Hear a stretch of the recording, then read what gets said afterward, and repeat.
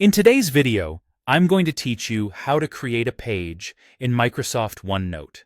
Whether you're using OneNote on Windows or in your web browser, the process is quick, and once you know where to look, you'll be taking notes in seconds. First, a quick refresher on how OneNote is organized.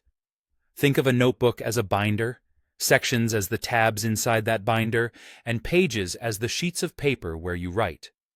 Before creating a page, make sure you're in the notebook and the specific section where you want that page to live.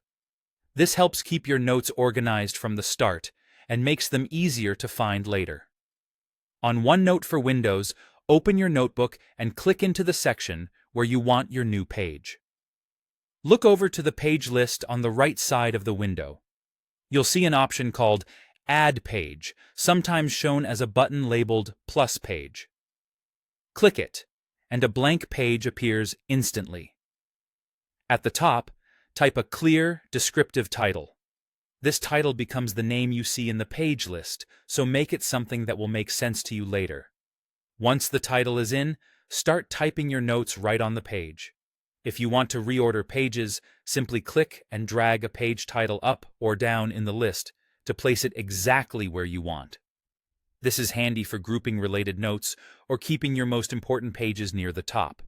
And if you created a page you don't need, right-click its name in the list and choose Delete Page. Use this when you're cleaning up your notebook or removed a page by mistake. Now let's do the same thing on OneNote for the web. Open your browser, go to your notebook, and enter the section where you want your new page. At the bottom of the page list, click the plus page button.